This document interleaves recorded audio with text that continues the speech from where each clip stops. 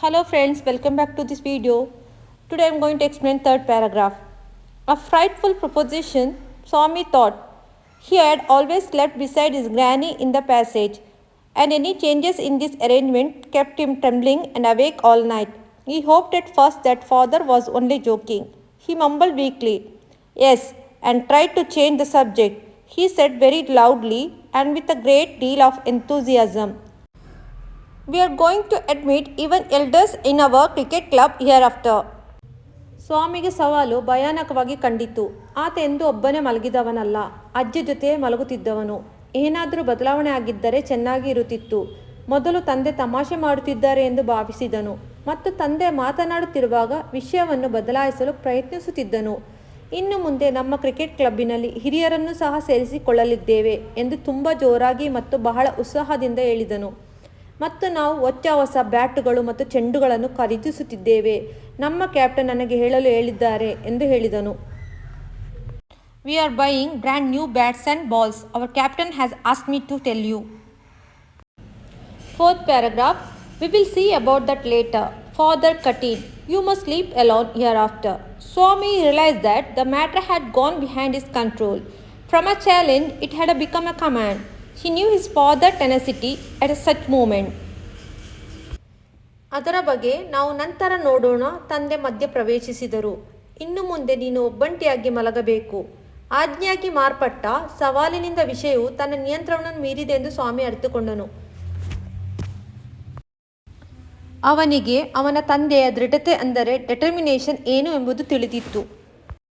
ಮತ್ತೊಮ್ಮೆ ವಿವರಿಸುತ್ತೇನೆ. ಅದರ ಬಗ್ಗೆ ನಂತರ ನೋಡೋಣ ಎಂದು ತಂದೆ ಮಧ್ಯ ಪ್ರವೇಶಿಸಿದರು. "ಇನ್ನು ಮುಂದೆ ನೀನು ಒಬ್ಬಂಟಿಯಾಗಿ ಮಲಗಬೇಕು." ವಿಷಯವು ತನ್ನ ನಿಯಂತ್ರಣವನ್ನು ಮೀರಿದೆ ಎಂದು ಸ್ವಾಮಿ ಅರಿತುಕೊಂಡನು. ಸವಾಲಿನಿಂದ ಅದು ಆಜ್ಞೆಯಾಗಿ ಮಾರ್ಪಟ್ಟಿದೆ. ಅಂಥ ಕ್ಷಣಗಳಲ್ಲಿ ತನ್ನ ತಂದೆಯ ದೃಢತೆ ಅವನಿಗೆ ತಿಳಿದಿತ್ತು. Fifth paragraph. "From the 1st of next month, I will sleep alone, father." "No, you must do it now. It is disgraceful sleeping beside granny or mother like a baby.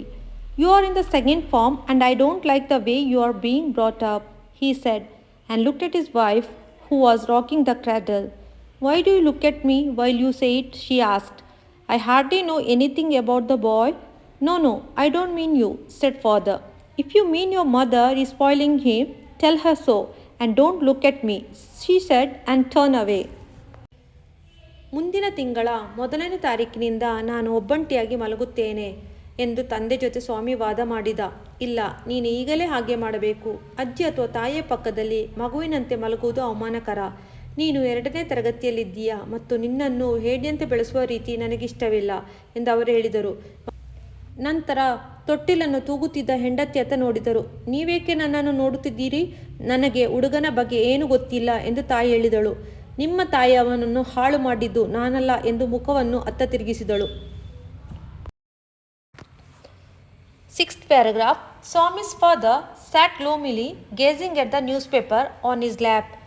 Swami rose silently and tiptoed to his bed in the passage. Granny was sitting up in her bed and remarked, "Boy, are you already feeling sleepy? Don't you want to hear a story?" Swami made wild gesticulation to silence his granny, but that the good lady saw nothing. So Swami threw himself on his bed and pulled the blanket over his face.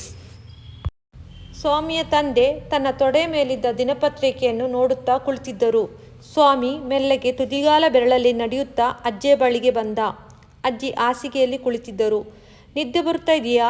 ಕತೆ ಕೇಳುವುದಿಲ್ಲವೇ?" ಎಂದು ಅಜ್ಜಿ ಕೇಳಿದಾಗ ಸ್ವಾಮಿ ಕೈಯಲ್ಲಿ ಸನ್ನೆ ಮಾಡುತ್ತಾ ಮೌನವಾಗಿರುವಂತೆ ಸೂಚಿಸಿದ. ಅಜ್ಜಿಗೆ ಒಂದೂ ಅರ್ಥವಾಗಲಿಲ್ಲ. ಸ್ವಾಮಿ ಕಂಬಳಿಯನ್ನು ಒದ್ದುಕೊಂಡು ಮುಖ ಮುಚ್ಚಿ ಮಲಗಿದ. Paragraph 7. Granny said, "Don't cover your face. Are you really very sleepy?" Swami leaned over and whispered, Please, shut up, Granny. Don't talk to me and don't let anyone call me even if the house is on fire. If don't sleep at once, perhaps I shall die." He turned over and curled and snored under the blanket till he found his blanket pulled away. ಮುಖ ಮುಚ್ಚಿ ಮಲಗಬೇಡ. ನಿಜವಾಗಿಯೂ ನಿದ್ದೆ ಬರ್ತಾ ಇದೆಯಾ ಎಂದು ಅಜ್ಜಿ ಕೇಳಿದರು. ಬಾಯಿ ಮುಚ್ಚು ಅಜ್ಜಿ ಎಂದು ಮೆಲ್ಲನೆ ಗುಣಗುಟ್ಟಿದ ಸ್ವಾಮಿ.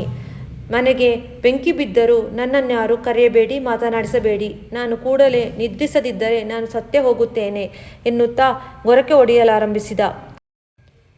8th paragraph. Presently his father came and stood over him. Swami, get up, he said. He looked like an apparition in the semi-darkness of the passage, which was lit by a cone of a light from the hall. Swami stirred and groaned as if in sleep. Father said, get up, Swami. Granny pleaded, why do you disturb him? ಆವಾಗ ತಂದೆ ಬಂದು ಸ್ವಾಮಿ ಹತ್ತಿರ ಬಂದು ನಿಂತು ಸ್ವಾಮಿ ಎದ್ದೇಳು ಎಂದು ಹೇಳಿದರು.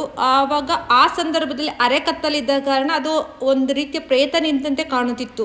ಸ್ವಾಮಿ ನಿದ್ರೆಯಲ್ಲಿ ನಳಿದನು. ತಂದೆ ಎದ್ದೇಳು ಸ್ವಾಮಿ ಎಂದು ಎಬ್ಬಿಸಲು ಪ್ರಯತ್ನಿಸಿದರು.